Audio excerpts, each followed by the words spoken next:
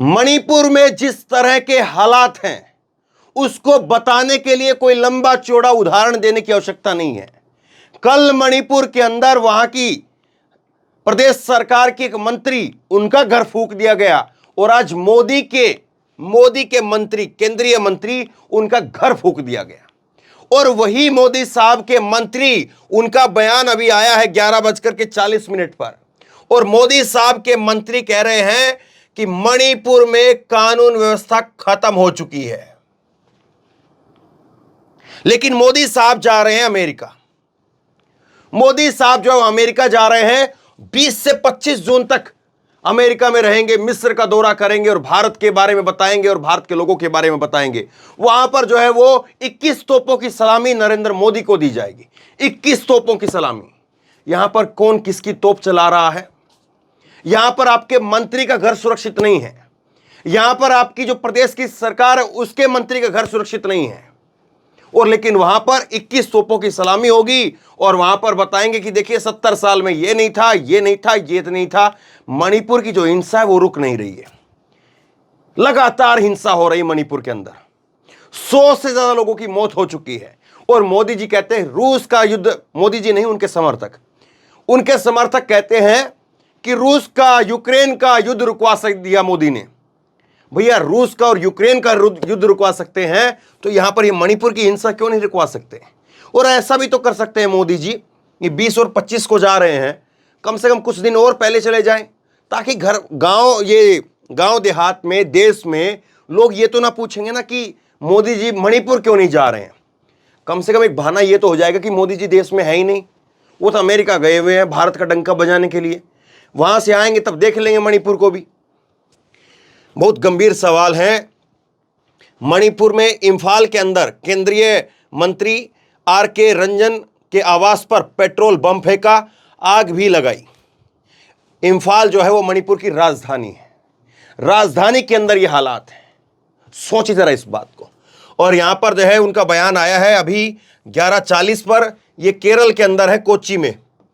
और वहां से इन्होंने एएनआई से बातचीत करते हुए कहा है कि मुझे बताया गया कि घर में आग लगी थी, लेकिन लोगों ने दमकल की गाड़ी, फायर ब्रिगेड की जो गाड़ी होती है, वहां तक पहुंचने नहीं दिया। ऐसा लगता है कि जैसे यह मेरे जीवन पर हमला है। यह दिखाता है कि मणिपुर में कानून व्यवस्था खत्म हो चुकी है और मौजूदा सरकार शांति व्यवस्था बनाने में विफल रही है। मैंने पीएम और गृह मंत्री को बता दिया है। केंद्रीय मंत्री डॉक्टर राजकुमार रंजन, कोच्चि, ये उनका बयान आया है। पीएम को बता दिया है। पीएम ने सुना क्या? प्रधानमंत्री ने सुना क्या? चलिए हमारी नहीं सुने, किसी और की ना सुने, लेकिन कम से कम अपने मंत्रियों की तो सुनिए है। जो हालात है उसको तो देखिए। और दूसरा, आपके ऊपर आरोप ही कुछ और लग रहे हैं कि चुनाव जीतने के लिए आप उन्हीं लोगों से मिले हुए थे जो लोग आज आगजनी कर रहे हैं। ये आरोप लगे हुए हैं। आगे दिखाता हूं मैं आपको। कमाल की बात है, हर कोई इस बात को कह रहा है कि संवाद से ही बुझेगी मणिपुर की हिंसा। लेकिन संवाद करने की जिम्मेदारी किसकी है? संवाद करेगा कौन? संवाद आप और हम करें क्या? कौन संवाद करेगा? सरकार संवाद स्थापित करेगी।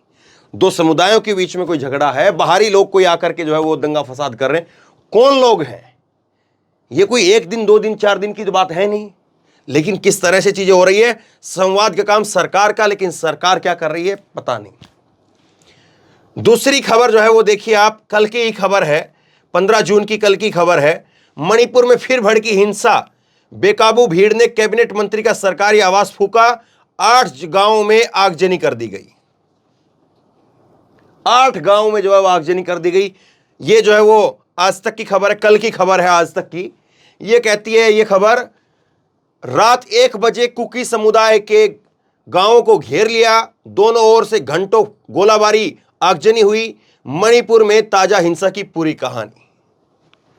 घंटों सब कुछ चल रहा है साहब, घंटों तक, लेकिन कहीं चर्चा नहीं है, कहीं बात नहीं है, कोई देख नहीं रहा। अमित शाह गए वहां पर, लेकिन जाने का क्या रहा समझ से परे है। यह बड़ी खबर जो है निकल करके सामने आ रही है और यह खबर परेशान करने वाली है। कल कांग्रेस ने भी आरोप लगाए, कल कांग्रेस ने भी प्रेस कॉन्फ्रेंस की और रात को मैंने खबर दिखाई है आपको। कांग्रेस ने कहा कि वहां पर 5 लाख से ज्यादा गोलियां और हथियार वो चरमपंथी संगठनों को दे दिए गए। ये कल कांग्रेस ने कहा, वो खबर मैंने आपको दिखाई है। अब ये खबर देखिए, 13 जून की खबर है, ललन टॉप की खबर है। मणिपुर हिंसा उग्रवादी नेता का दावा, हेमंता शर्मा राम माधव से समझौता कर बीजेपी को चुनाव जिताया। क्या कहेंगे आप? दूसरी देखिए आप, उग्रवादी नेता जो है इस बात को कह रहा है और भाजपा संस्कारी पार्टी उसके बारे में कह रहा है। भाजपा के संस्कारी पार्टी के बड़े नेता हेमंता शर्मा और राम माधव, और कल कांग्रेस ने जो कहा था उसमें अमित शाह का नाम भी लिया था। वायर की खबर है, वायर की खबर है, 13 जून की खबर है। 13 जून की वायर की खबर कहती है कि 2017 में मणिपुर चुनाव जीतने के लिए भाजपा ने बागी कुकी समूह से मदद ली थी, रिपोर्ट ये बता रही है। और आगे देखिए, इसमें आगे भी लिखा है, इंडिया टुडे की एक रिपोर्ट बताती है कि एक विद्रोही कुकी संगठन के अध्यक्ष द्वारा 2019 में गृह मंत्री अमित शाह को लिखे पत्र में दावा किया गया था कि 2017 में असम के मुख्यमंत्री हेमंता बिस्वा शर्मा, भाजपा के नेता राम माधव ने मणिपुर विधानसभा चुनाव जीतने के लिए उनसे मदद ली है, विधानसभा चुनाव जीतने के लिए मदद ली है। तो आपने अपना तो जो वजन था वो वैसे ही हल्का कर लिया। वो लोग अब आपको क्या मानेंगे? आप उनकी खुद चौखट पर जाकर के अगर इस खबर को सच मान लें, और अगर ये खबर सच है तो आपने तो उनकी चौखट पर जाकर के खुद सरेंडर किया हुआ है, तो वो आपको समझेंगे क्या, आपको मानेंगे क्या? और शायद उसी का नतीजा है कि आज ये हालात हैं। लेकिन प्रधानमंत्री नरेंद्र मोदी जो हैं वो विदेश जा रहे हैं, विदेश से बहुत अच्छी तस्वीरें निकल करके सामने आने वाली हैं। उन तस्वीरों को देखिए, ताली बजाइए। ये प्रभात की खबर है और इसमें साफ तौर पर लिखा है कि संवाद से ही जो है वो मणिपुर की आग बुझेगी। ऐसी विषम परिस्थितियां कभी असम में भी पैदा हुई थी। बोडो संगठन अलग से बोडो राज्य की मांग के लिए आंदोलन कर रहे थे, व्यापक हिंसा हुई थी। लंबे आंदोलन के बाद असम के बोडो बहुले इलाके के लिए अलग प्रशासन क्षेत्र का, तो हर कोई जो है वो बता रहा है, सरकार को चेता रहा है, समझा रहा है, दिखा रहा है कि साहब ये हालात हैं, इन हालातों से निपटने के लिए पहले की सरकारों ने इस तरह से काम किया है, इस तरह से चीजें हुई है, लेकिन उन चीजों से कितना सबक लिया जा रहा है ये आपके सामने है। केंद्रीय मंत्री तक का घर सुरक्षित नहीं है, प्रदेश की राजधानी के हालात हैं, बाकी के जो नीचे के तबके होंगे, दूर दराज के जो क्षेत्र होंगे, उनके सोचिए क्या हालात होंगे। और दूसरी बात, मणिपुर कोई बहुत बड़ा राज्य नहीं है। मणिपुर को आप यूं मान करके चलिए कि दिल्ली से भी छोटा, या दिल्ली से तो आबादी में तो बहुत कम हो जाएगा। इतना सा इलाका जो है वो देश के गृह मंत्री वहां पर चले गए, वहां पर 3 दिन रहे और उसके बाद में ढाक के 3 पात दिखाई दे रहे हैं। डबल इंजन की सरकार और वहां पर ये हालात है। बाकी की चीजें तो रिपीट करने वाली हो जाएंगी कि कर्नाटक में जाकर के आप बोलते दंगा होगा अगर कांग्रेस की सरकार आ गई तो, लेकिन आपकी सरकार है तो फिर दंगा नहीं हो रहा है। अब सोच करके देखिए, जब प्रधानमंत्री जब विदेश जा रहे हैं और वहां पर 21 तोपों की सलामी का कार्यक्रम है, वहां पर जो है वो अमेरिकी संसद को जो है संबोधित करने का कार्यक्रम है, उन सब के बीच में क्या इनके जहन में बिल्कुल नहीं होगा कि मणिपुर हमारे ही देश का एक राज्य है, वहां पर हिंसा फैली हुई है, लगातार गोलाबारी हो रही है।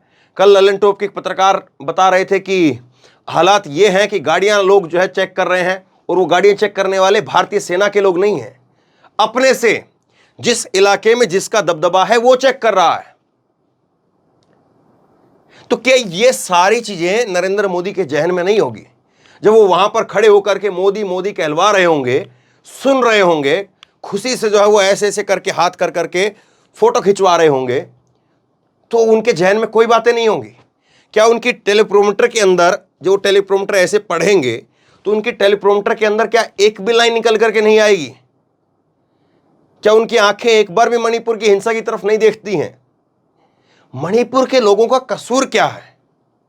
क्या मणिपुर के बारे में बात नहीं होनी चाहिए? आखिरकार मोदी जी कब बोलेंगे?